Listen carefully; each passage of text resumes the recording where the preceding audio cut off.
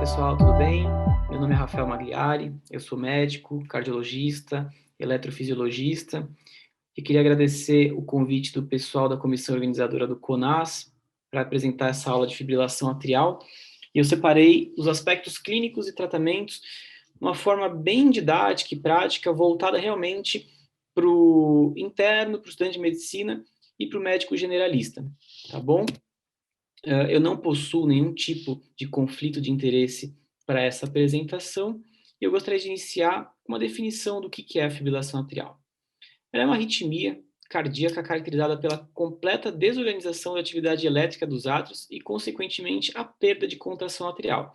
A FA é uma arritmia que está associada a um risco aumentado de acidente vascular encefálico, com pacientes que apresentem fatores de riscos que a gente vai discutir um pouquinho mais para frente, e é a arritmia mais comum na nossa prática clínica. Essa tabela é uma tabela que eu trouxe da Diretriz Europeia de Arritmia, que foi lançada agora em 2020, e houve uma mudança na definição de FA, entrou um subgrupo de FA subclínica, que até deixei marcado em vermelho para vocês. E o que seria essa FA subclínica? Seria uma arritmia documentada por dispositivos cardíacos implantáveis, ou seja, aparelhos de marca-passo, CDI, monitores de eventos, em que é detectada uma arritmia no paciente que ele é assintomático, ou que não tem nenhum sintoma prévio atribuído à fibrilação atrial. O que a gente sabe dessa FA subclínica? Que em pacientes que apresentem uma FA com uma duração maior do que 5 minutos, detectado nesse tipo de dispositivos, existe uma relevância em termos de fenômenos tromboembólicos promovidos pelo AVC. Durações inferiores a 5 minutos não parecem estar tão relacionadas e ainda demandam de uma série de estudos para a gente ainda poder definir tratamentos baseados nesse tipo de fibrilação atrial. O clássico são pacientes que apresentam fibrilação atrial sintomática ou assintomática, que são diagnosticados pelo eletro, Holter, e a diretriz também traz uma nova informação que, para o diagnóstico de fibrilação atrial, nós temos que ter um registro de pelo menos 30 segundos de duração da arritmia ou um registro, uma folha inteira no eletro de 12 derivações. Isso aí trazia muita confusão anteriormente, até em estudos clínicos que cada um usava um valor diferente de tempo de fibrilação atrial para poder fazer o diagnóstico. Hoje a gente tem que ter pelo menos 30 segundos. Arritmias com complexo RR irregulares menores do que 30 segundos, a gente acaba considerando como taquicardia atrial. Então, só para exemplificar um pouquinho mais, aqui é um exemplo de um coração normal em ritmo sinusal, e em amarelo, o sistema normal de condução. Nós temos o nó sinusal, que vai conduzir pelos feixes internodais, chegando no nó atrioventricular e despolarizando os ventrículos pelo sistema His-Purkinje, gerando os batimentos com complexos QRS regulares. Na fibrilação atrial, existe uma completa desorganização da atividade elétrica atrial, em que você tem um ritmo atrial muito rápido, por isso que o coração não bate, ele fibrila. Um paciente uma vez me falou, o coração treme. O nó atrioventricular vai permitir que alguns batimentos passem, outros não. Então, nós teremos um ritmo, uma frequência cardíaca geralmente mais elevada e com o pulso irregular. Por que é importante falar de fibrilação atrial? Como eu falei anteriormente, ela é a arritmia mais frequente na prática clínica e a sua prevalência ela aumenta com a idade. Esse estudo de 2001, um pouquinho antigo já, ele mostra que a FA vai acometer 1 a cada 25 adultos maiores que 60 anos e 1 a cada 10 adultos maiores que 80 anos. Se a gente levar em conta que não só a população brasileira, como demonstrado nesse gráfico de pirâmides, está envelhecendo com a população mundial, a gente vai ter um aumento muito importante da incidência e prevalência de fibrilação atrial nos próximos anos, com importantes impactos no sistema de saúde e nos custos sobre a saúde. Esse gráfico, esse slide que eu tirei também da diretriz europeia de fibrilação atrial, ele mostra a prevalência de fibrilação atrial para cada 100 mil pessoas ao redor do mundo. A gente nota que nos países mais desenvolvidos, em que a população já é uma população um pouco mais velha, nós temos uma incidência de mais de 900 indivíduos para cada 100 mil habitantes. No Brasil, a gente está em laranja, entre 700 a 900, 899 pacientes para cada 100 mil. Dados europeus mostram que, na Europa, pacientes acima de 55 anos, 1 a cada 3 indivíduos estão em situações de risco para desenvolver fibrilação atrial. E também, esse outro gráfico à direita, ele nos mostra que a prevalência da fibrilação atrial em homens, ela é maior do que em mulheres em todas as faixas etárias. Dados epidemiológicos também trazidos da diretriz europeia nos mostram a curva de projeção da fibrilação atrial entre 2016 e 2060, mostrando que o total de casos de fibrilação atrial, aqui em 2016, em torno de 7 milhões de casos, a gente vai chegar a quase 14 milhões de casos. Isso na população acima de 65 anos. E vejam, na população acima de 80 anos, essa curva é mais evidente ainda. Essa curva à direita, ela vai mostrar a importância da prevenção e no tratamento dos fatores de risco, em pacientes que são borderline, com elevados fatores de risco e sob tratamento clínico ótimo. Então, uma das coisas que eu vou discutir bastante aqui é a importância da prevenção ao tratamento dos fatores de risco para a fibrilação atrial, porque isso vai ter importância em termos prognósticos e em termos epidemiológicos. Esse slide nos mostra, novamente, que a fibrilação atrial é um problema de saúde pública. Entre 2010 e 2020, nós temos 2 milhões e 700 mil americanos com fibrilação atrial, 4 milhões e meio na Europa. Ela chega a incidir em até 2% da população menor do que 65 anos e 9% em pessoas acima de 65 anos nos Estados Unidos. Leva a 750 mil hospitalizações por ano nos Estados Unidos, levando a 130 mil mortes. 15% são por AVC, 1% de mortalidade intra-hospitalar e um custo de 28 bilhões de dólares ao ano. Se a gente for comparar esses dados, a gente vê que para 2030, a incidência esperada é que seja de 1,8 a 2,6 milhões por ano de pacientes com fibrilação atrial, chegando a 16 milhões nos Estados Unidos, 17 milhões na Europa. E é muito importante a gente reconhecer os fatores de risco para a fibrilação atrial. Existem fatores de risco modificáveis, não modificáveis, que a gente vai mostrar um pouquinho mais para frente, sendo a obesidade, a hipertensão, o diabetes, o histórico de sedentarismo, tabagismo, etilismo, desordens do sono com apneia do sono, alterações na função tiroidiana, doenças cardiovasculares, doenças renais, algumas medicações, estados de pós-operatório, câncer e até fatores psicossomáticos como fatores de risco.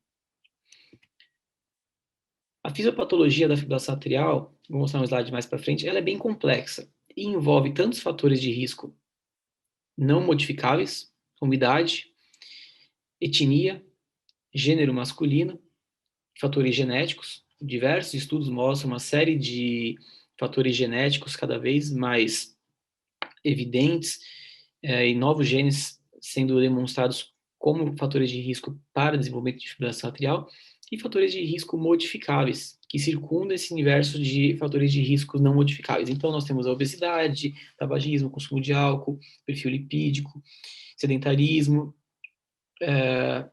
status pós-cirúrgicos, doenças vasculares, coronariopatia, insuficiência cardíaca, doenças valvares do coração, hipertensão, pré-diabetes, doença renal crônica, estados inflamatórios, doença pulmonar obstrutiva, DPLC, doença pulmonar obstrutiva crônica, e apneia obstrutiva do sono. Esses slides até coloquei o macaquinho espantado para mostrar que a fisiopatologia da fibrilação atrial ela é complexa. Então, a gente tem, desde no gráfico superior à esquerda, de potenciais precoces e tardios dentro do potencial de ação, alterações relacionadas aos canais iônicos de cálcio, potássio, circuitos de reentrada E é muito importante se ter em mente que a fibrilação atrial ela é uma doença evolutiva. Ela começa na sua forma paroxística e evolui para a sua forma permanente, ou seja, pacientes que têm episódios paroxísticos de fibrilação atrial, se não tratados adequadamente, se não tiverem seus fatores de risco modificáveis, eles vão evoluir para uma fibrilação atrial permanente, ou seja, o paciente fica o tempo todo em ritmo de fibrilação atrial. E é muito importante a gente observar que essa transição da fibrilação atrial paroxística até a fibrilação atrial permanente, ela envolve mudanças na arquitetura estrutural do átrio, que vão formando-se circuitos de reentrada anatômicos por microfibroses no átrio e também circuitos de reentrada funcional. Então, o gatilho da arritmia, que inicialmente são por atividades trigadas, atividades automáticas, geralmente no interior das veias pulmonares, tende a evoluir para um quadro de uma doença estrutural, em que o tratamento vai ser mais difícil e a manutenção do ritmo sinusal vai falhar mais. Dentro da fisiopatologia, é muito importante destacar que a obesidade é um dos principais fatores de risco, porque está associado à síndrome metabólica e diversas outras alterações, mas que também o excesso de atividade física, principalmente atividades físicas de hipertrofia, superfície corpórea aumentada, também vão levar a uma dilatação atrial esquerda, aumento das pressões de enchimento cardíaco, remodelamento cardíaco e também culminando na fibrilação atrial. No consultório não é infrequente nós temos pacientes que praticaram atividades físicas muito intensas quando eram mais jovens e que após encerrar essas atividades físicas ou até em idades não tão avançadas apresentam fibrilação atrial, sendo que não tem nenhum outro dos fatores de risco mais comumente conhecidos. Então, dos fatores de risco modificáveis, é muito importante nós termos em mente que a hipertensão, diabetes, uso do cigarro, ingesta de álcool, sedentarismo, alteração na função tiroidiana, apneia do sono e obesidade devem ser a meta principal de tratamento para a prevenção da arritmia. Esse estudo, realizado em 2016, o ARREST-AF, foi um estudo de corte que mostrou que pacientes submetidos à ablação, quando divididos num grupo que tinha um tratamento intensivo dos fatores de risco versus um outro grupo que não tinha esse tratamento intensivo, os desfechos pós-ablação eram muito melhores no grupo que sofria intervenção do controle agressivo dos fatores de risco. Isso tanto para um simples procedimento de ablação, quanto para múltiplos procedimentos de ablação, demonstrando também a importância do controle dos fatores de risco pós-ablação. Esse outro slide da American Heart Association, ele mostra quais devem ser as nossas metas de tratamento para a prevenção dos fatores de risco. E vejam, é importante a manutenção do peso, ou seja, manter um IMC abaixo de 27, estimular uma perda de peso acima de 10% quando o paciente apresenta obesidade, evitar flutuações no peso, praticar atividades físicas 30 minutos, pelo menos 3 a 4 vezes por semana, com uma duração de atividade de até pelo menos 250 minutos de atividade física por semana, manter o colesterol em níveis abaixo, LDL abaixo de 100 e um triglicérides abaixo de 500, tratar a apneia obstrutiva do sono, principalmente aqueles quadros que têm mais do que 30 episódios por hora,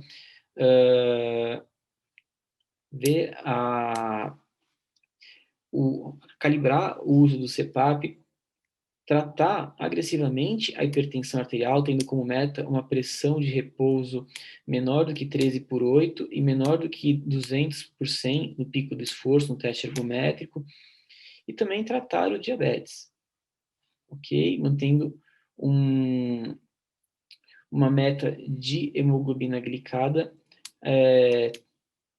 com tratamento abaixo de 7, começar o tratamento quando a gente tem uma hemoglobina glicada acima de 6,5. Cessar o tabagismo e a redução do consumo de álcool ou abstinência para até 30 gramas por semana.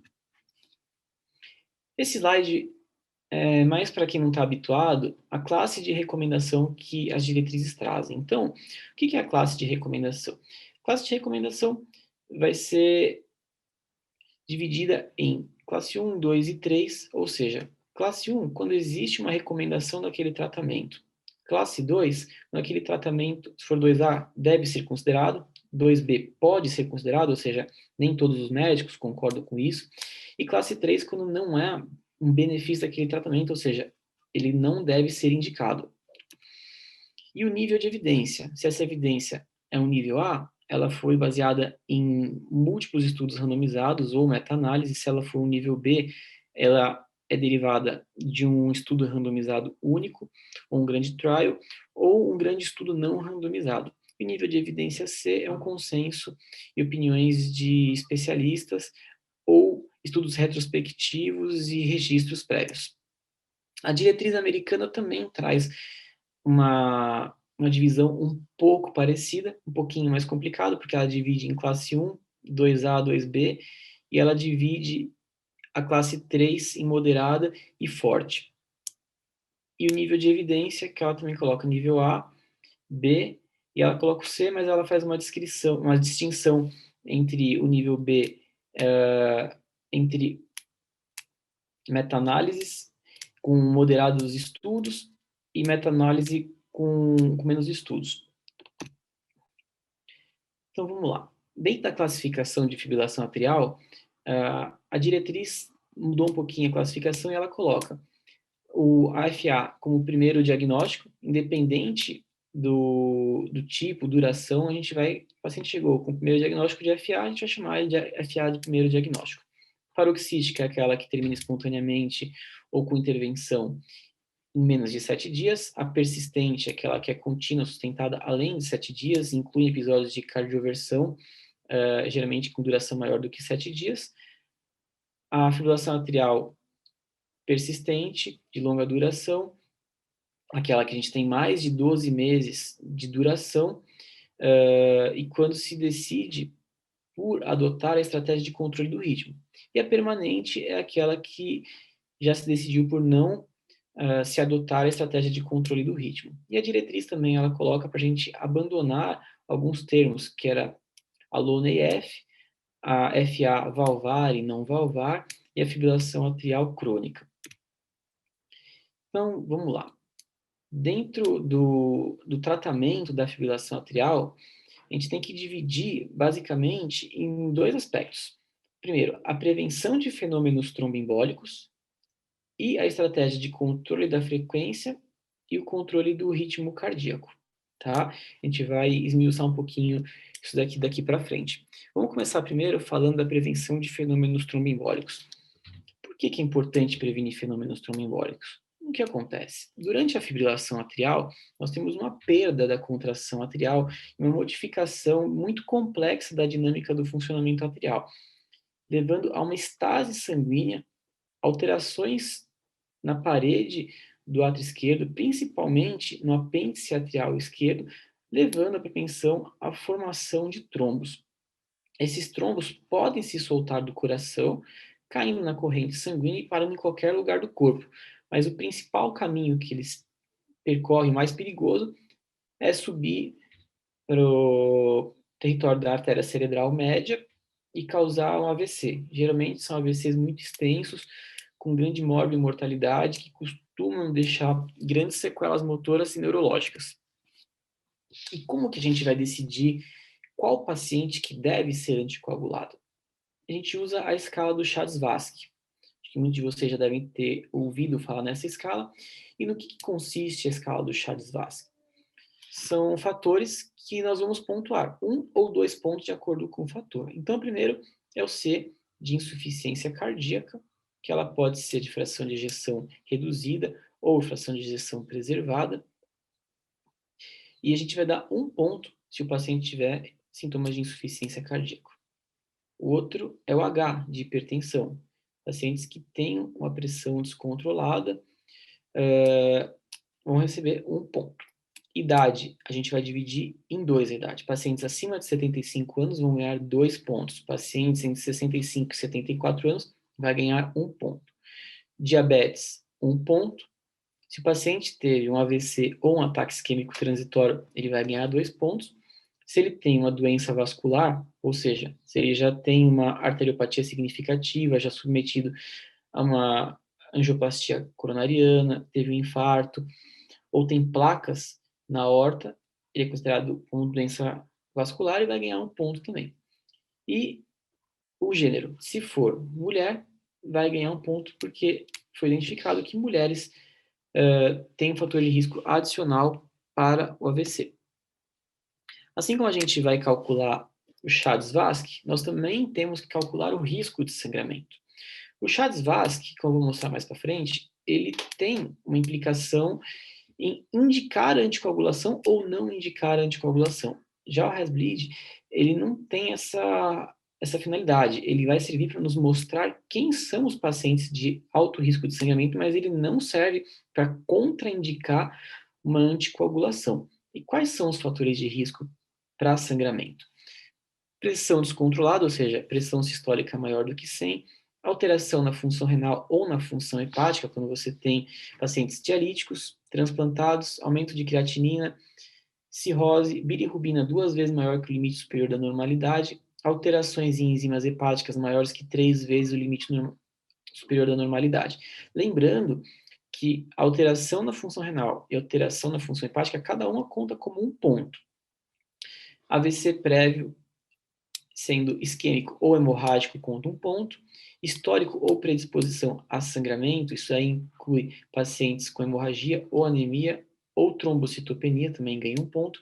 Labilidade de INR, ou seja, pacientes que encontram-se em uso do Marevan ou outro cumarínico com o tempo dentro de faixa de terapia menor do que 60%. Pacientes acima de 65 anos, também vão ganhar um ponto. E o D de drugs, ou o uso excessivo de álcool. Então, dentro de drugs, a gente considera também o uso concomitante de antiplaquetários, anti-inflamatórios não esteroidais, uso ou abuso de álcool. E o paciente que a gente vai considerar de alto risco de sangramento é aquele que tem 3 ou mais pontos. Então, vamos lá. Como que a gente vai anticoagular o paciente? Primeiro, a gente fez o diagnóstico de fibrilação atrial e a gente acha que o paciente é elegível para anticoagulação.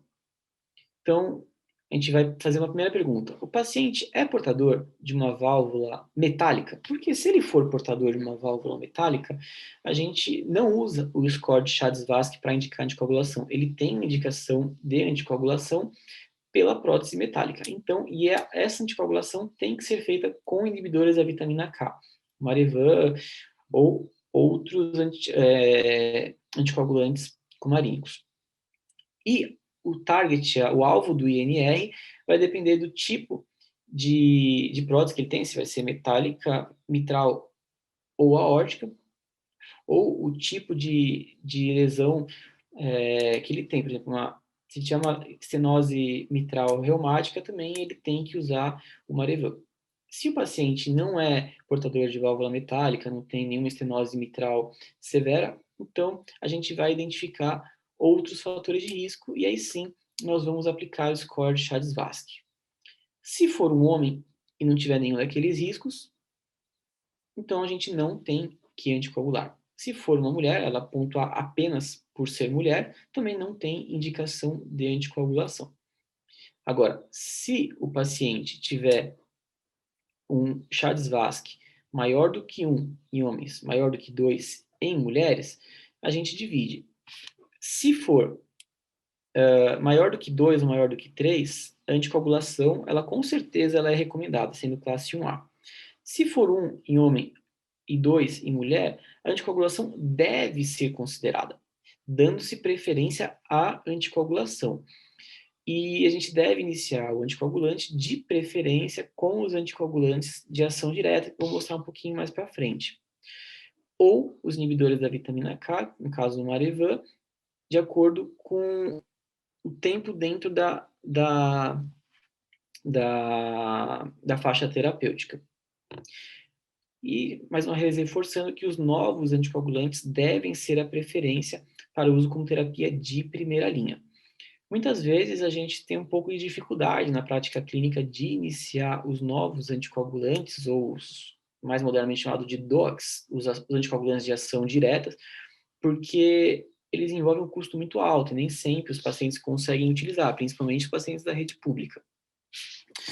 Aqui eu trago para vocês as recomendações da diretriz com relação ao tratamento da FA visando a prevenção de fenômenos tromboembólicos. Então, eu disse aqui em vermelho os principais pontos, sendo que a prevenção de fenômenos tromboembólicos deve ser recomendada para pacientes sendo elegíveis à anticoagulação, sendo que os anticoagulantes de ação direta são preferíveis aos usos dos inibidores da vitamina K.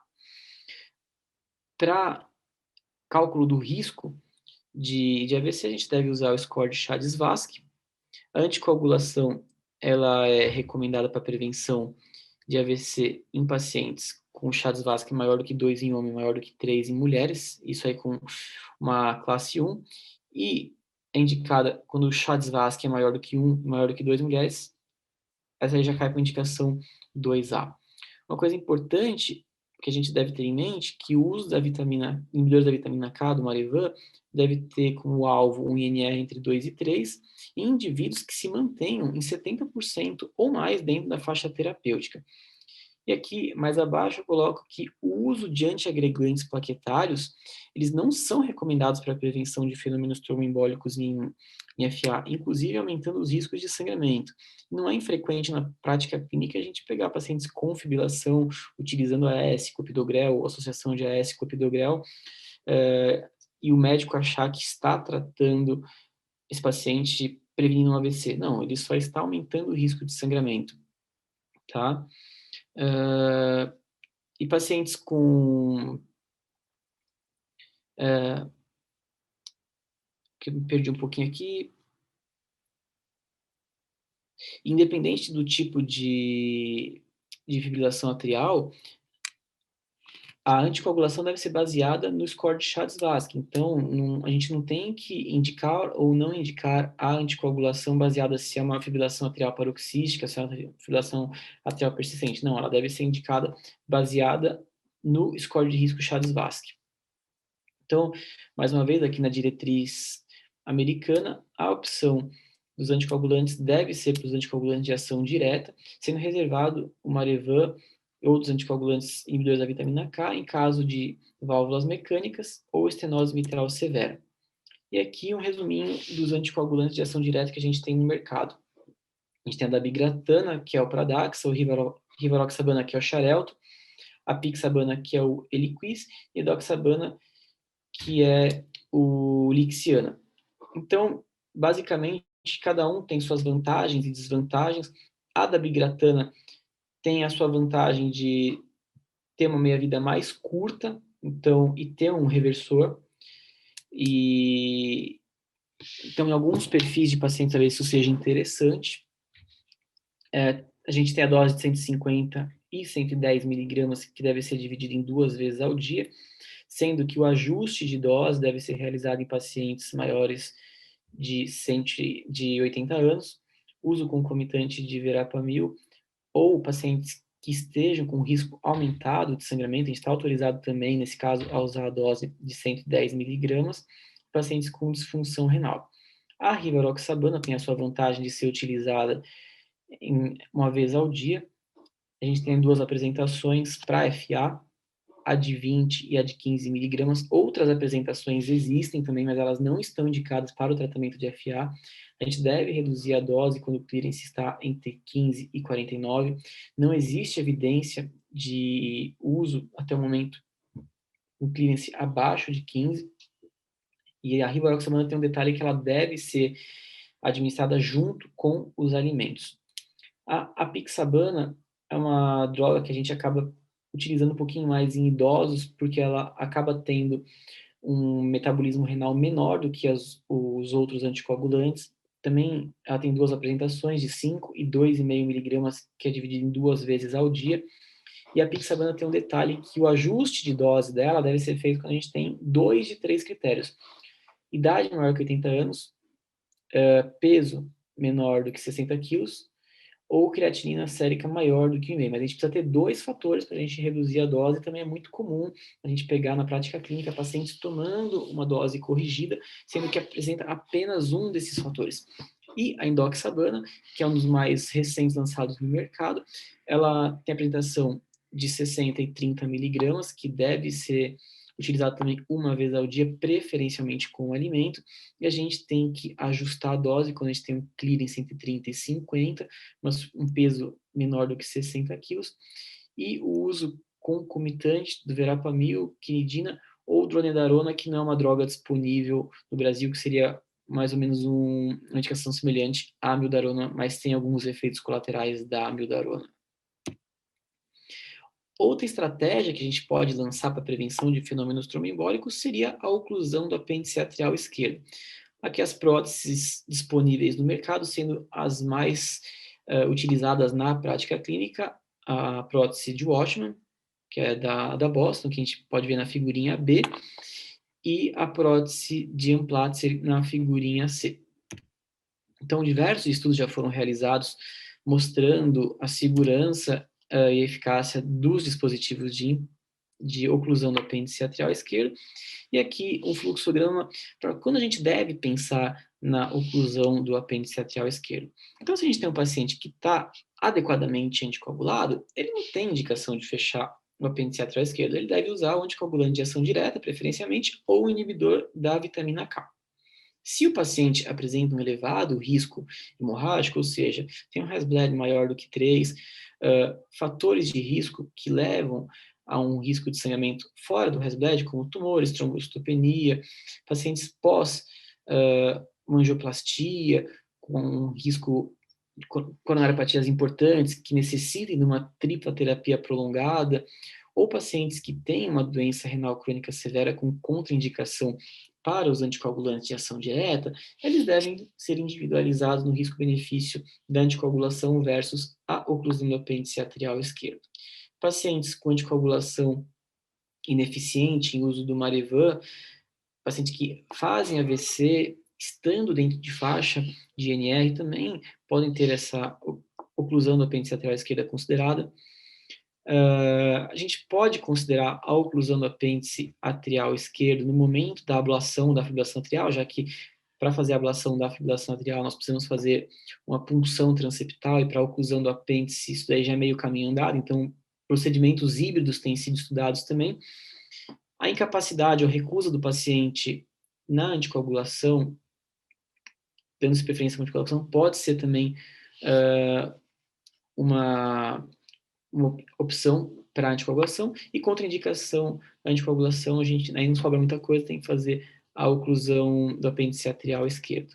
Né? Em pacientes que têm contraindicação absoluta ao uso de antiagregantes plaquetários, esse fechamento tem que ser por via epicárdica, porque quando a gente coloca uma dessas próteses, aqui estão os regimes de antiagregação plaquetário que devem ser realizados, o paciente precisa ficar com o uso de antiagregante plaquetário durante um determinado período que varia de prótese para prótese. Então, se o paciente não pode usar esse antiagregante plaquetário, a gente tem que considerar algum dispositivo de fechamento epicárdico.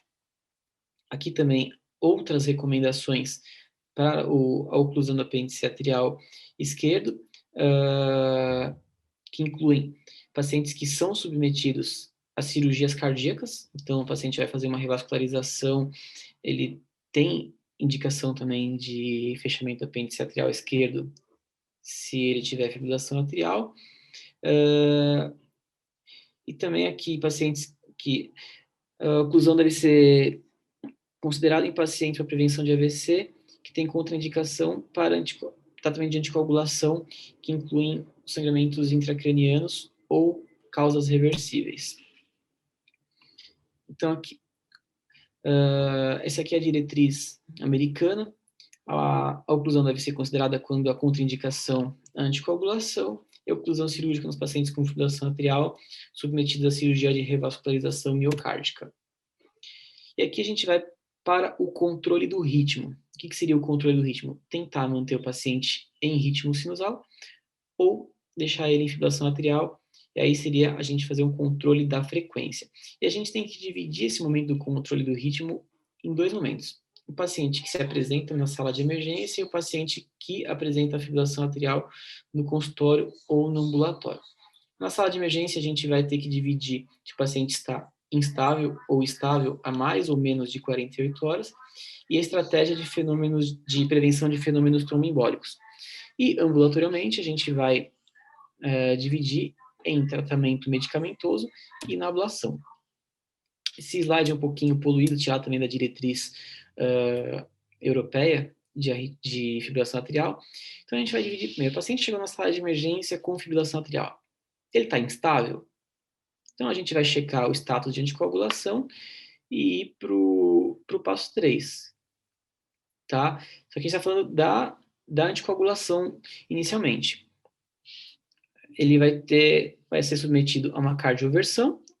Depois, se ele restaurar o ritmo sinusal, ele deve manter a anticoagulação pós-cardioversão por pelo menos 4 semanas, independente do score de Chagas, e após esse período, ele vai ser anticoagulado de acordo com o Chagas-Vasque.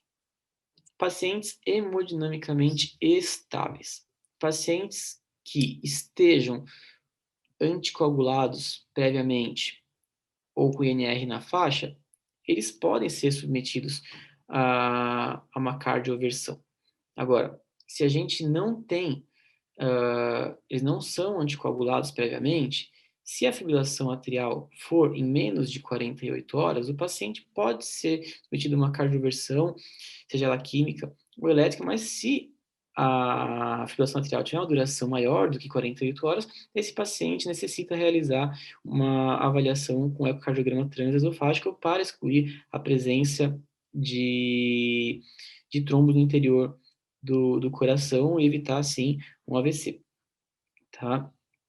No caso de cardioversões elétricas eletivas, pacientes com menos de 3 semanas de anticoagulação devem ser submetidos ao ecocardiograma transesofágico, né, para avaliar a presença de trombos, e pacientes que já fazem anticoagulação maior do que 3 semanas, eles podem fazer a cardioversão sem realizar o eco transesofágico.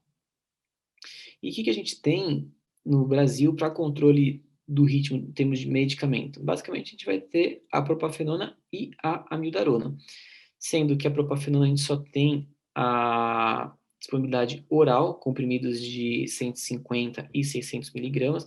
Ela deve ser a primeira opção de tratamento farmacológico em pacientes na sala de emergência que não tenham cardiopatia estrutural, não tenham bloqueio de ramo, não tenham disfunção ventricular, e por via oral, e a amiodarona acaba sobrando para os outros casos, pacientes que têm insuficiência cardíaca, de repente que você não conheça o estado de saúde prévio. E aqui a recomendação da diretriz europeia é que o controle do ritmo é indicado para melhora da qualidade de vida e dos sintomas do paciente. Isso é muito importante porque, vou mostrar mais para frente, que a gente tem novos estudos que mostram em alguns cenários que o controle do ritmo sinusal pode até ter uma implicação em termos de mortalidade, mas o que a gente tem hoje é que o controle do ritmo é para melhorar a qualidade de vida e dos sintomas. Então, quando que a gente vai pensar na ablação da fibrilação atrial?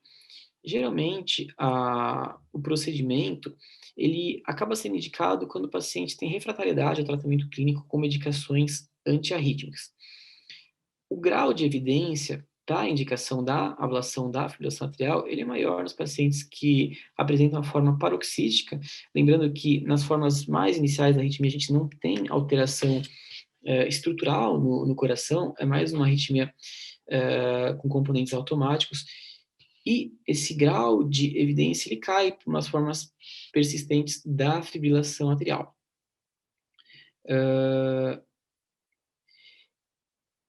Então, a gente deve conversar com o paciente, avaliar o risco, o benefício e o risco de recorrência. Não é baixo o risco de recorrência. A literatura coloca para a gente que existe uma chance de recorrência de 20% nos primeiros 5 anos. O paciente tem que estar ciente disso. Sempre falo para o paciente no consultório que a fibrilação atrial é uma doença que não tem cura. Ela tem controle, nem uma hipertensão, diabetes. Então, é um paciente que vai precisar fazer um segmento, é um paciente que muitas vezes vai precisar fazer uma segunda ablação passado alguns anos, e a ablação, ela também deve ser indicada no momento oportuno. Então, aqui eu trouxe alguns exemplos, né? Na prática clínica, a gente tem 2 tipos de ablação. A gente tem a ablação por radiofrequência e a crioablação. Aqui é um exemplo de uma ablação de fibrilação atrial com mapeamento eletroanatômico. No lado esquerdo, a gente tem um mapa do átrio esquerdo, mostrando em rosa um átrio esquerdo com voltagem normal, e dentro das veias pulmonares, a gente vê essas áreas de baixa voltagem, né? Qual que é o objetivo da ablação? É promover o isolamento elétrico das veias pulmonares. Então, o que a gente faz? A gente faz uma aplicação de radiofrequência no antro das veias pulmonares, objetivando o isolamento elétrico. E no mapa da direita, a gente vê que em vermelho representa uma área de baixa voltagem, ou seja, aquele átrio não tem uma comunicação com as veias pulmonares, que geralmente são o foco da arritmia. Nesse caso é de um paciente com um átrio normal. Vejo aqui um paciente que já tinha uma fibrilação atrial de longa duração, que ela tinha muitos sintomas, refratariedade ao tratamento clínico, e optou-se pela tentativa de ablação.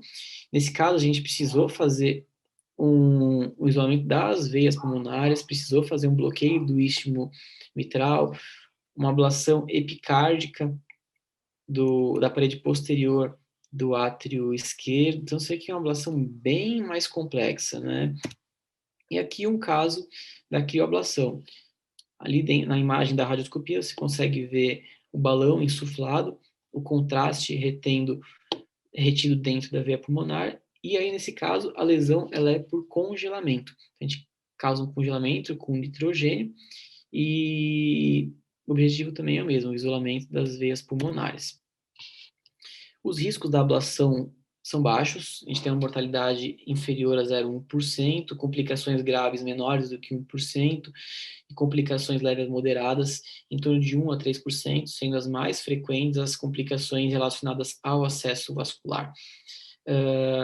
Riscos maiores, os riscos mais graves que a gente tem na ablação da fibrilação atrial são as lesões vasculares, o risco de fístula atrioesofágico, que tem uma mortalidade elevada, formação de trombos intracavitários, perfuração do coração, mas utilizando-se as ferramentas corretas, com a técnica correta, e catéteres com sensor de contato, ultrassom intracoronariano, termômetro esofágico, a gente consegue minimizar muito esses riscos e tornar o procedimento extremamente seguro. Tinha referido um pouquinho mais atrás que a gente tem muita evidência que o tratamento da fibrilação atrial deve ser objetivando melhora de qualidade de vida. Mas o CASTLE-AF, que foi um estudo que é apresentado no Congresso Europeu de Arritmia, ele mostrou que em pacientes com insuficiência cardíaca houve uma melhora de mortalidade, em desfechos primários de mortalidade, progressão da insuficiência cardíaca, quando o paciente era tratado com ablação ao invés do tratamento medicamentoso com significância estatística.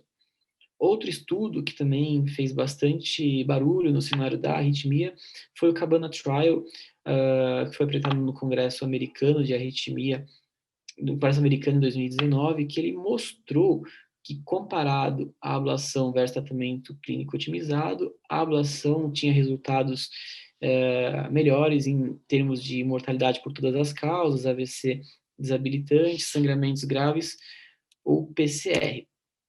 Então, aqui o gráfico que mostra que a ablação foi superior ao tratamento medicamentoso desde o início da randomização até o segmento de 60 meses, mas esse estudo também, ele traz algumas críticas, porque houve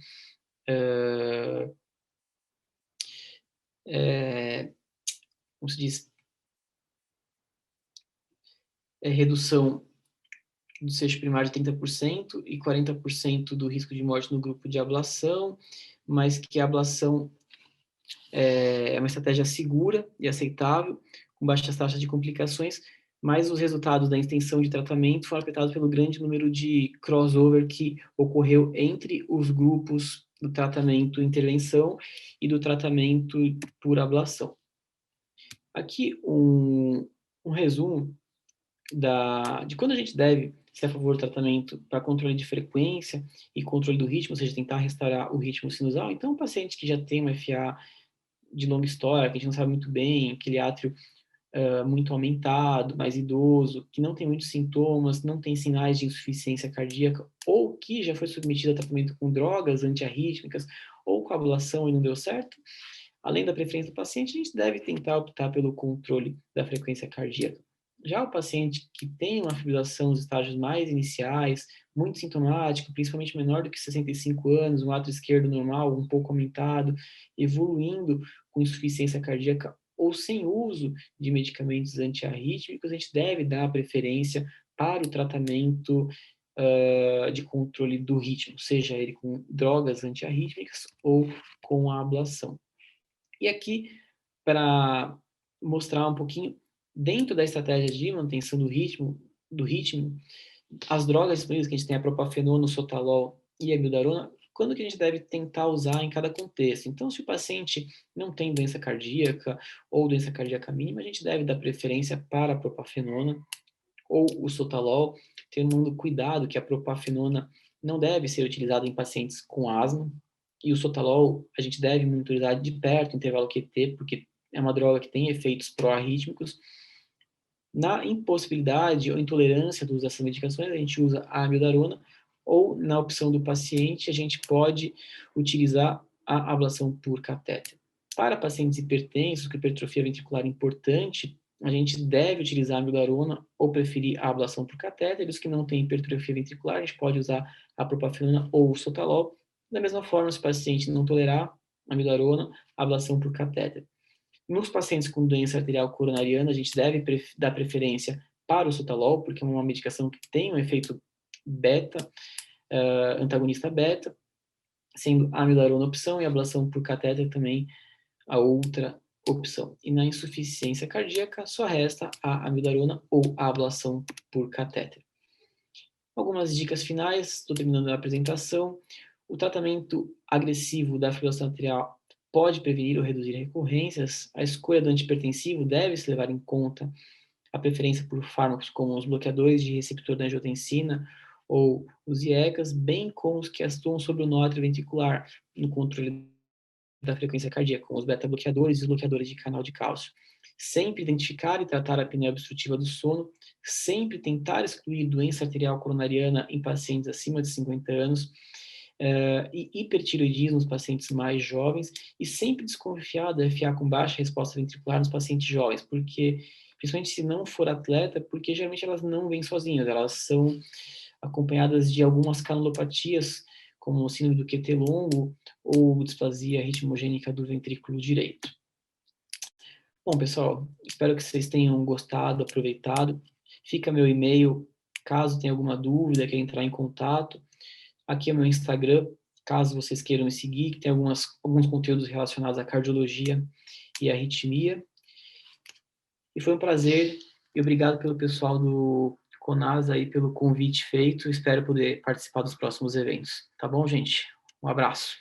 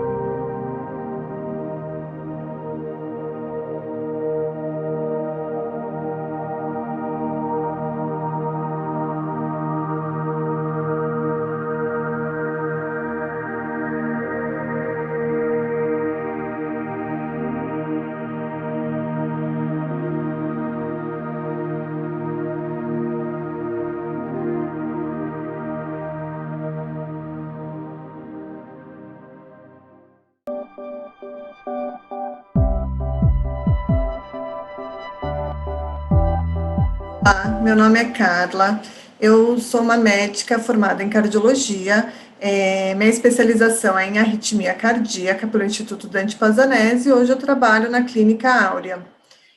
A gente vai falar um pouquinho hoje, né, sobre os métodos que a gente tem não invasivos para diagnosticar arritmias. A gente fala muito sobre o eletro, de como fazer o diagnóstico, mas como chegar até esse traçado? Como a gente faz para conseguir esse traçado?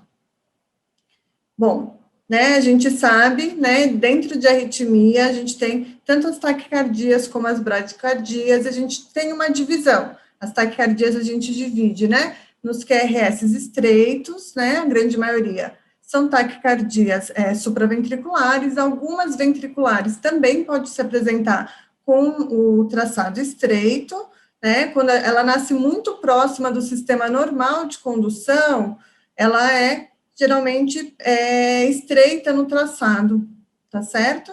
E a gente também tem as taquicardias de QRS largo, né, que a gente já tem uma gama maior aí de diagnósticos. Então, a gente tem principalmente as taquicardias ventriculares, a gente tem as taquicardias supraventriculares que estão sendo conduzidas com aberrância, porque a frequência está tão alta que não está dando tempo ali do ramo acomodar. As TAC supras que já têm um bloqueio, né, prévio de ramo, e as taquicardias que, no lugar de descer pelo sistema de condução normal, descem pela via acessória e sobem pelo sistema de condução normal, que são as conhecidas, né, taquicardias antidrômicas. E a gente também tem a fibrilação atrial, quando a gente tem uma pré-estação, que é dentro do Wolff-Parkinson-White, onde elas são conduzidas também tanto pela via normal quanto pela via acessória, fazendo um QRS na fibrilação atrial ficar um pouco mais largo que o habitual, né? E aí para a gente chegar a usar esse algoritmo, né? Tudo isso que a gente aprende de como fazer esse diagnóstico, a gente precisa chegar no traçado, a gente precisa ter a documentação dessa arritmia, né? E nem sempre o paciente consegue chegar no pronto-socorro com os sintomas e a gente consegue fazer esse traçado tão fácil, né? Então, assim, como a gente vai investigar? Como a gente vai chegar no traçado? Então, primeiro lembrar, né? Acho que durante a faculdade inteira a gente ouve isso e realmente é uma coisa que a gente tem que ficar muito atento e muito preocupado em relação a uma história, uma anamnese adequada e um exame físico. A anamnese, ela vai ajudar muito a gente a definir como a gente vai dar seguimento, né? Como a gente vai investigar, o que vai ser melhor para aquele paciente, tá certo? Então, quais são as formas não invasivas que a gente tem de fazer o registro do traçado? A gente tem o eletrocardiograma que a gente faz durante os sintomas, né? Ou seja, durante a crise do paciente, durante o repouso, então a gente pede um eletro normal, às vezes a gente tem algumas dicas que podem fazer a gente a chegar a alguma conclusão, a chegar aí atrás de alguma doença específica, porque tem achados específicos ali. Mas a grande maioria dos pacientes com queixas de arritmias, o eletro realmente não ajuda tanto. A gente precisa também do eletro da crise, né? A gente tem o Holter, que é uma monitorização por 24 horas, tem alguns aparelhos que chegam a gravar até 7 dias, e a gente tem o monitor de eventos. Outra coisa que pode ajudar é o teste ergométrico, que onde o paciente ele anda na esteira e ele é monitorizado, geralmente quando o paciente tem a queixa de ter, né, a arritmia sendo desencadeada pelo esforço, tá certo? O CET, que significa cardioestimulação transesofágico, ele é um exame que ele está caindo um pouco em desuso, né? A gente já não está usando mais tanto, mas eu acho importante a gente saber, né? Porque ele está sendo substituído hoje em dia pelo estudo eletrofisiológico, tá? Que a gente vai falar um pouquinho mais para frente também. Então, lembrar, depois de uma anamnese, de um exame físico, a gente vai tentar fazer a documentação do eletro da crise do paciente. e aí a gente vai sempre pedir um eletro em repouso, para a gente ver se tem dicas que podem fazer com que a gente pense numa doença específica, e a gente vai pedir o eletro da crise. Como a gente consegue esse eletro com ele em vigência dos sintomas, onde vai ter arritmia, né, ou ataque, ou a bradicardia? A gente vai, pela anamnese, ajudar a definir. Então, é um sintoma que dura 2, 3 horas, dá para o paciente, quando começar a sentir, ir até o pronto-socorro e fazer esse registro? Não, dura segundos, dura 2, 3 minutos, mas é diário, todo dia ele sente, aí a gente vai passar para um próximo passo, né? Que é o holter, que daria para fazer uma monitorização por 24 horas, né? Então, dentro do eletro, que é para esses pacientes onde a crise dura por mais tempo, onde a gente consegue fazer um diagnóstico, a gente sempre pede para ele ir no pronto-socorro para fazer esse registro, que é o lugar onde ele vai conseguir fazer um eletro de imediato. Mas a gente também pede um repouso, justamente para ver se a gente tem alguma dica, alguma coisa que possa orientar a gente numa possível doença, né? Então, o paciente que tem crise de palpitação, ele vai e realiza esse eletro de rotina. Então, o que a gente consegue ver? A gente consegue ver no eletro que a gente tem alguns batimentos que estão alargados e outros estreitos, né? A gente vê que nesses alargados, a gente tem o intervalo PR curto, né? Aqui você já tem o intervalo PR normal, e você vê que o alargamento é mais às custas da porção inicial. Então, a gente vê que esse paciente tem uma via acessória. Então, a gente pode ver que o paciente que tem a via acessória, né, que é a pré-estação ventricular, junto com uma queixa de taquicardia, provavelmente ele tem ou uma taquicardia por reentrada, né, que usa essa via acessória junto com a via normal para fazer uma taquicardia, ou uma fibrilação atrial pré-estado. Então, a gente também precisa do eletro da crise para a gente chegar num diagnóstico preciso do que é o sintoma. Porém, a gente já sabe aí como medicar, como tratar, isso vai ajudar bastante no decorrer do atendimento aí do paciente, né? A gente tem outros eletros, né, outras dicas, como esse daqui, que a gente vê que tem um atraso final aqui do QRS nas derivações de V1 a V3, a gente vê que tem um entalhezinho que está marcado aqui, né, o sinal da seta, que a gente chama de onda epsilon, e a gente vê essa onda T invertida aqui, que em criança, adolescente, é normal, mas que depois da adolescência, essa onda T invertida aqui, dificilmente, né, ela é comum até os 5 anos, dos 5 anos até a adolescência, ela pode ser normal, mas, né, na fase adulta, ela já tem algum indício aí, e esses critérios juntos são sugestivos de displasia do ventrículo direito. Então, a gente vai fazer, a gente tendo dicas no eletro, né, a gente pode partir para uma investigação mais adequada e específica para essa doença, né? Assim como a gente tem esse eletro também, que a gente percebe que em V1 e V2 a gente tem um QRS, aqui, um segmento ST, com um supra, né? O que fecha o diagnóstico, a gente sempre vê em V1 aqui, né? Maior que 2 milímetros, com a onda T aqui para baixo, que é uma característica muito sugestiva de uma doença que chama síndrome de Brugado. Então, a gente vai, com o eletro, né, alterado, a gente acaba dando seguimento e investigando situações específicas, mas a gente sabe que essas doenças são um pouco mais raras, não é tão comum a gente encontrar isso na população geral, né? Tirando a pré-estação em criança, geralmente o eletro de um paciente com arritmia fora da crise, na grande maioria das vezes, vem normal, a gente não encontra nada. E aí a gente vai passar para a situação, né, da história, de saber qual que é a frequência disso, para a gente tentar registrar a crise, né? Então, para um paciente que tem crises diárias, que não consegue ir até o pronto-socorro, o Holter vai ajudar a gente, né?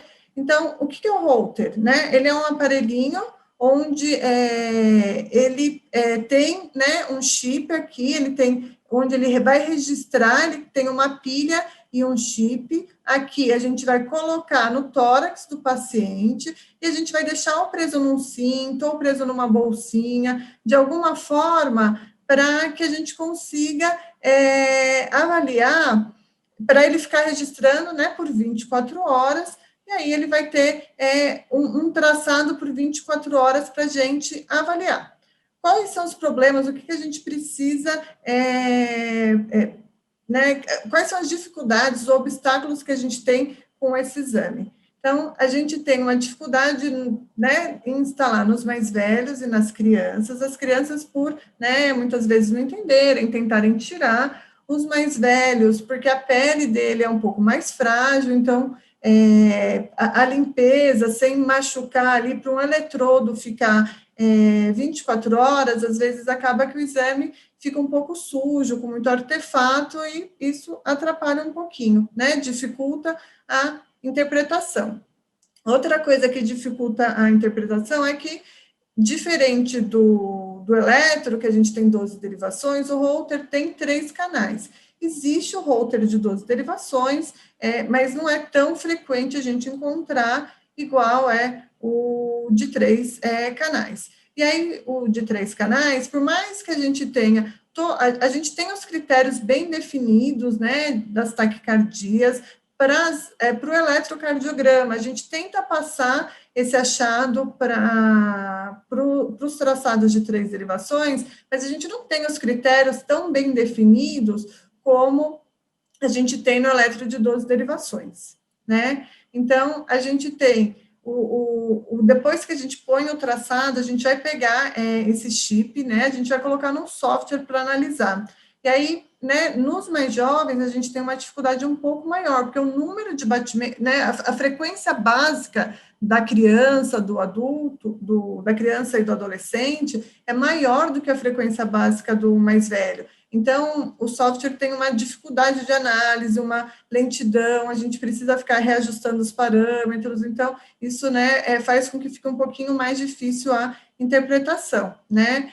E o adulto, geralmente, os critérios de análise, eles são muito semelhantes, né, durante toda a vida deles, diferente da criança. A criança, no primeiro ano, principalmente, cada mês, praticamente, a gente tem que ter variáveis, então a gente tem que ter tabelas de referência ali, porque muda muito, né, o que é normal, o intervalo PR, o tamanho do segmento ST, tudo isso muda muito com a criança, então a gente tem que ficar bem atento para, né, uma pessoa que está acostumada a laudar um exame de um adulto, vai laudar uma criança e lauda como uma taquicardia, por exemplo, sendo que a frequência da criança é mais alta mesmo, então isso a gente tem que estar atento em relação a isso, né? E pela frequência ser mais alta, às vezes a gente tem uma dificuldade maior em diferenciar, né, os tipos de arritmia, né, na criança. Então, para laudar a criança, você tem que estar bem em cima ali dos critérios, porque realmente muda com a idade, muito pequeno os limites de idade ali para diferenciar, tá certo? Então, aqui é um exemplo, né, que é uma folha de um Holter, e você pode ver circulado que essa criança aqui, que ainda não tem 1 ano, ela tem o dobro de batimento desse adolescente que tem 16 anos. Então, e que provavelmente vai ter mais ainda quando a gente compara com um idoso, né, que tende a ter frequências um pouco mais baixas.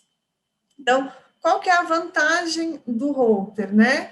A gente consegue avaliar, principalmente, como essa arritmia começa e como ela termina, o que muitas vezes, se o paciente vai no pronto-socorro com a arritmia já se iniciou, então a gente não consegue pegar o começo da arritmia, a gente consegue pegar só o final. Então, aqui a gente vê que ela começa com uma onda P, né, ela mantém essa onda P, um intervalo PR muito parecido, e ela termina aqui no QRS. Então, é muito sugestiva, são características sugestivas de uma taquicardia atrial, né? Se você vê que ela começa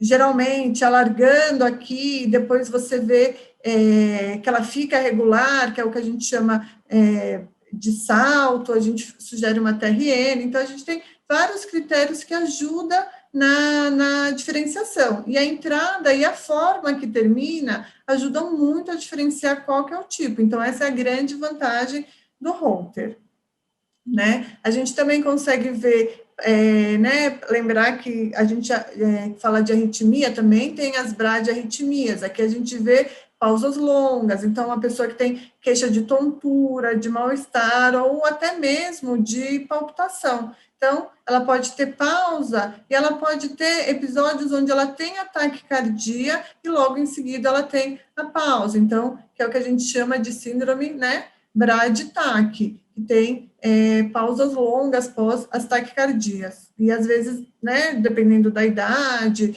de todas as comorbidades, o tratamento é tentar evitar que faça essas pausas, né, até acaba indicando aí um marca-passo, porque muitas vezes já mostra que é um nó sinusal doente, tá? Então, qual que é a outra forma, né, além do Holter? A gente também tem um monitor de evento. O monitor de evento, a gente tem a forma não invasiva, né, como a gente também tem uma forma invasiva que a gente vai ver daqui a pouco, né? O monitor de evento, ele é um aparelhinho muito semelhante ao Holter, a gente coloca da mesma forma. E como ele funciona? Ele funciona que a gente pode deixar critérios determinados para aquele grave. Então, na verdade, o paciente vai lá, vai instalar igual o Holter, só que ele pode ficar até 30 dias com o exame. Ele mesmo, a gente vai ensinar ele a colocar e a tirar esse aparelhinho, a tirar o eletrodo, a limpar a pele. Ele vai fazer isso e vai colocar o aparelhinho aí, o monitor de evento, por até 30 dias. Quando ele tiver o sintoma que ele está referindo, o motivo pelo qual a gente está tentando fazer um registro de um eletro, ele vai apertar o botão e esse aparelhinho vai gravar 1 minuto antes e durante a arritmia e 1 minuto depois, né? A gente também pode deixar alguns critérios pré-programados aí para esse paciente, para ele gravar espontaneamente, né? Caso o paciente tenha uma síncope e não lembre de apertar o botão, a gente tem critérios, né? A gente pode deixar marcado para ele gravar frequências abaixo de 50 ou frequências acima de 120. A gente vai determinar o que a gente está procurando e programar o aparelhinho, né? Então, essa criança teve uma queixa de mal-estar e ela apertou o botão. Quando ela aperta, a gente vê o que ela tem, na verdade, é uma pré-estação, mas ela não teve uma taquicardia, ela não teve um sintoma específico, tá? Da mesma forma como esse paciente, quando ele apertou, a gente vê que é um ritmo normal do coração. Então, a gente vê que o diagnóstico dele de cansaço, de dor no peito, que ele refere que fica marcado ao lado, aqui, ele está com a correlação de um traçado que mostra que é um traçado normal, né, do coração, um ritmo sinusal. Né? Então, o monitor de evento, ele geralmente é aplicado quando a queixa do paciente é pelo menos uma vez por mês, porque é o tempo que a gente consegue ficar com o aparelhinho, né? E a gente sabe que a gente tem um alto índice de esclarecimento do diagnóstico, e isso ajuda a gente a dar um segmento mais correto, mais exato para esse paciente. E a gente também consegue esclarecer as dúvidas do paciente e da própria família. Então, é um paciente que já tem uma via, e ele acha que ele está tendo palpitação, porque depois que ele soube do diagnóstico, ele começou a ter, a gente pode ver, igual nesse paciente, que quando ele apertou, ele estava em ritmo sinusal com a pré-estação. Então, na verdade, pode ser só uma angústia, uma ansiedade, às vezes a gente conversando com ele, né, e aplicando o tratamento correto, ele já vai ficar tranquilo em relação a isso. né? E hoje a gente também tem o Looper, que ele é implantável, né? Você imagina, ficar com aquele eletrodo por 30 dias, a pele vai ficar irritada, vai incomodar, então não tem como você progredir por muito mais tempo, além daquele tempo. Então, o Looper implantável, né, hoje, eles estão cada vez menores, né, o dispositivo, a gente faz, né, no centro cirúrgico, a gente limpa a pele, a gente faz um cortinho num lugar perto ali do externo e a gente coloca no subcutâneo, num lugar próximo do coração e deixa o aparelhinho lá.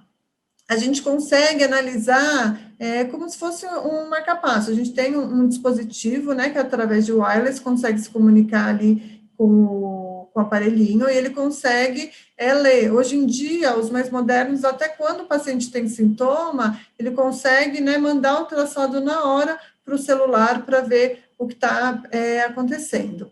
Então, a gente tem um paciente que tinha uma FA, mas que a gente não, ele tinha sintomas de tontura e a gente não conseguia definir exatamente o que era, né? E aí, com o Looper, a gente vê que na hora que ele marca os horários, a gente vê que ele faz um ataque cardioventricular. Então, a gente, pensando, né, numa possível alta resposta, tudo a gente acaba mudando, né, ali o olhar para esse paciente e pensando em outras coisas que podem estar levando, né, a uma taquicardia ventricular. Então, a gente também, da mesma forma que o Holter, ele tem alguns critérios, o Holter não, desculpa, o monitor de eventos tem alguns critérios que podem gravar espontâneo, o Looper também, você também pode deixar programado para gravar caso ele faça frequências muito baixas, mas, claro, tudo são aparelhos, né, eles não são ainda perfeitos, então, por isso que os exemplos a gente sempre tem que olhar. Por exemplo, se você olhar aqui o último exemplo, o aparelho gravou espontaneamente, registrando uma sistolia. Mas quando você vai olhar o traçado, você vê que ele não está numa sistolia, ele tem batimento que o monitor de evento, o Looper implantável, não foi capaz de identificar. Então, sempre olhem os traçados, porque os aparelhos ainda não são perfeitos, né? A avaliação do humano ainda é essencial, de um médico ali para olhar e afirmar o diagnóstico. Então, outro exame que pode ajudar a gente a fazer o diagnóstico é o teste ergométrico, principalmente nos pacientes onde a anamnese, onde o exame físico, ele vai relatar para a gente que a arritmia aparece no esforço. Então, se a arritmia aparece no esforço, a gente vai submeter ele a um esforço. Então, como faz o teste ergométrico, né? É uma esteira, né? Ele também é ligado a um computador e a gente conecta no tórax do paciente os eletrodos e a gente vai fazendo um eletro, né, contínuo, enquanto o paciente é submetido a um esforço. Então, a gente pode ver nesse teste ergométrico que o paciente começou a apresentar arritmias ventriculares, né, a gente vê que uma ponta para cima, uma ponta para baixo, né, o que a gente chama de taquicardia bidirecional, que é frequente, né, nas TVs catecolaminérgicas. Então, a gente acaba conseguindo fazer um diagnóstico que talvez, quando o paciente chegasse no pronto-socorro, por ele já não estar mais fazendo esforço, a gente não conseguisse pegar, a gente consegue fazer um diagnóstico e determinar ali um tratamento mais adequado para esse paciente, né? Então, você vê que era uma mulher com 22 anos, que a queixa era de síncope aos esforços, a gente acaba, né, fazendo um diagnóstico para ela, porque ela faz arritmia durante o esforço, tá? E aí uma outra forma, né, que é aquilo que a gente conversou no começo, que está caindo um pouquinho em desuso, é o SET, que é a cardioestimulação transesofágica. Como que é esse exame que foi muito usado e agora está cada vez menos sendo usado, mas a gente sempre fala, hoje a gente, né, eu estou dando uma aula, eu trabalho numa região que é São Paulo capital, então é um lugar onde eu tenho todas as possibilidades, né, os exames que eu peço para o meu paciente, eu vou ter acesso. Agora, às vezes, a gente está trabalhando num lugar mais isolado, num lugar onde a gente não tem todas as possibilidades. Então, o SET ainda é um exame que tem indicação, a gente tem principalmente em criança, porque como ele está sendo substituído pelo estudo eletrofisiológico, e a gente sabe que o estudo na criança, o ideal é fazer só quando ela tem já um pouquinho maior, acima de 7 anos, com 25 quilos, a gente muitas vezes acaba abrindo mão do SET até aqui em São Paulo para a gente fazer um diagnóstico de forma correta.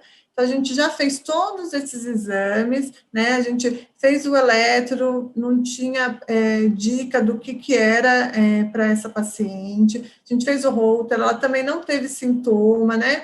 Entre colocar um monitor de evento e fazer o SET, a gente acabou optando fazer o SET, por exemplo, né? Então, quando a gente pode pensar e optar em indicar pela cardioestimulação transesofágica. Paciente que tem queixa de taquicardia, mas que a gente não consegue registrar a crise. Uma criança que já tem, né, o diagnóstico de Wolff-Parkinson-White, a gente quer estratificar para ver quando desaparece essa via, qual que é o período refratário, qual que é o risco que essa criança tem, né, de morte súbita, e para crianças que estão com uma taquicardia, estão num flutter, elas são numa situação onde a frequência tá alta, a gente não está conseguindo reverter com as medicações, e a gente vai estimular numa frequência um pouquinho mais alta do que a arritmia, e muitas vezes a gente consegue reverter essa arritmia.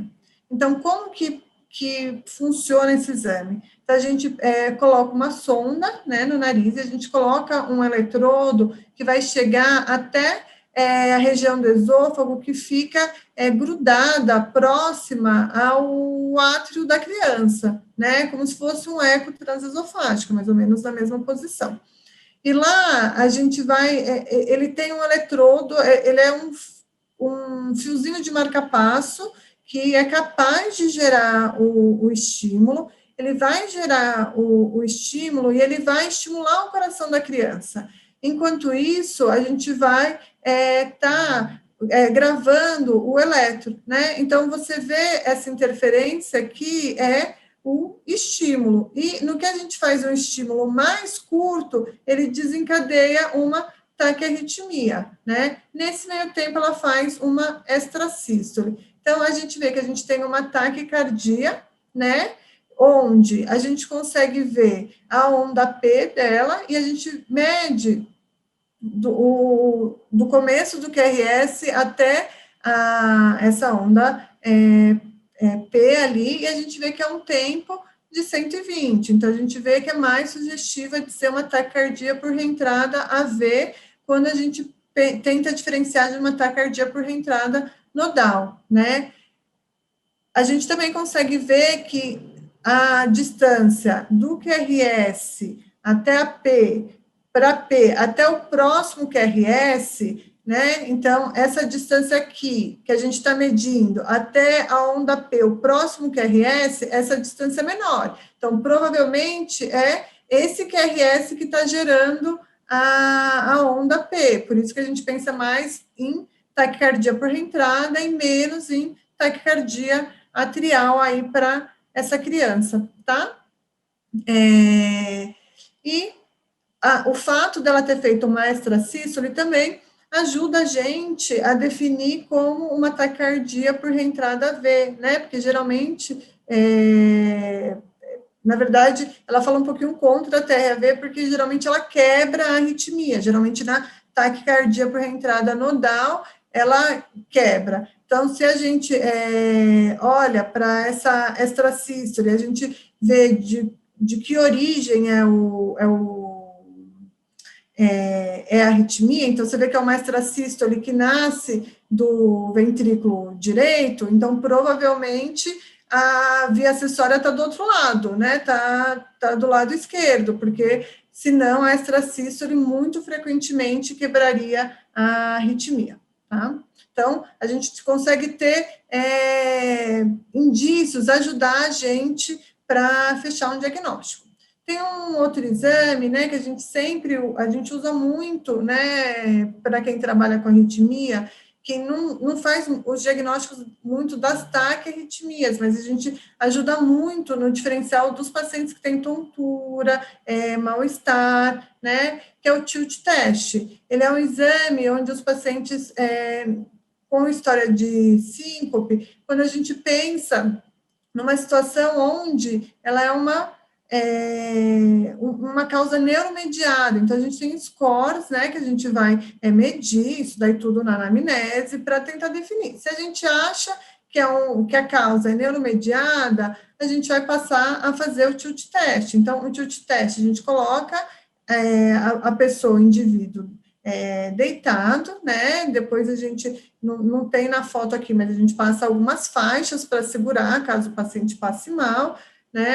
A gente vê a faixa aqui, mas a gente não vê aqui no desenho, mas a gente deixa a paciente presa, e aí, nessa inclinação, a gente vai ficar monitorizando a pressão e o traçado para ver se a síncope, a tontura está relacionada com quedas de pressão, e isso ajuda a gente a definir, porque as síncopes também, com pausas longas, fazem a gente pensar num componente cardioinibitório. E aí entra aqui também o monitor de evento, né? Então, o monitor de evento,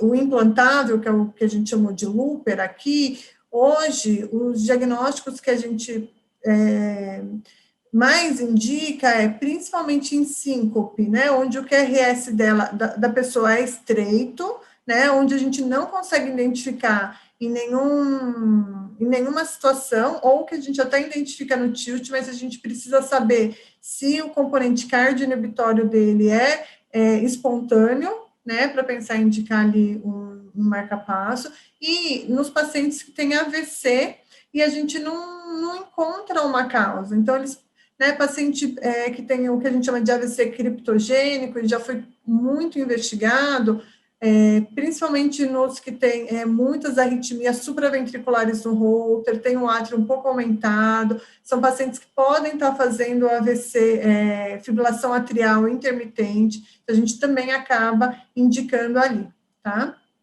E aí, por último, hoje a gente tem o estudo eletrofisiológico. O estudo eletrofisiológico ele é muito parecido com o SET em relação às estimulações que a gente faz. Só que no lugar de estimular pelo esôfago, tentando pegar o átrio, a gente já vai estar, através de uma punção na virilha, a gente vai colocar o catéter dentro do coração, né? Então, a gente tem esse catéter, essa é a manobra onde a gente usa para virar. Esse catéter, na ponta, ele tem eletrodos que registram o batimento, né, do paciente, e aí ele consegue identificar de onde tá vindo a arritmia. Então, você faz estímulos igual 7, para desencadear. As medidas aqui vão ser muito mais precisas, né? Isso é muito mais confortável, tirando a punção,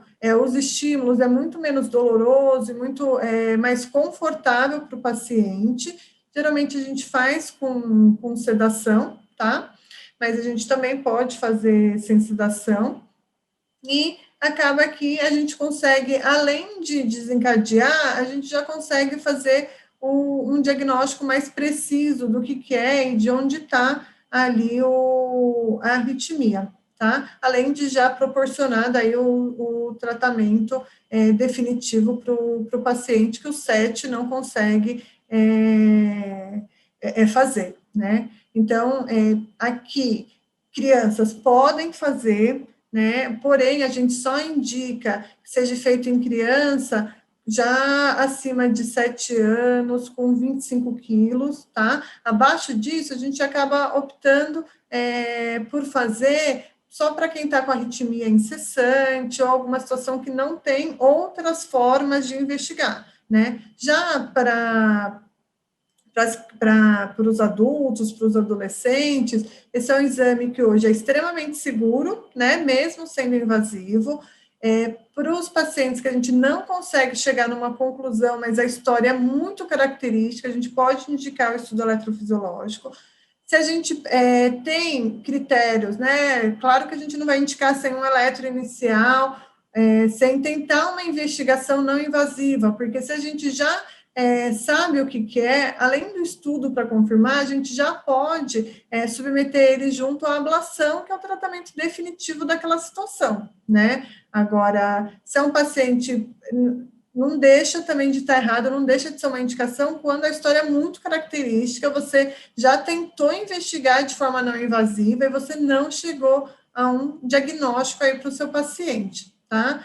E aí a gente sempre pensa, né? Quando a gente vai, né, indicar ali o estudo. Então, com isso que a gente conversou, né? Então, quando a gente vai indicar o estudo, quando a gente está pensando num tratamento definitivo, que é a ablação, ou quando a gente não chegou a nenhuma conclusão, uma história muito típica, né? E os outros não foram suficientes para a gente fechar um diagnóstico ali, né?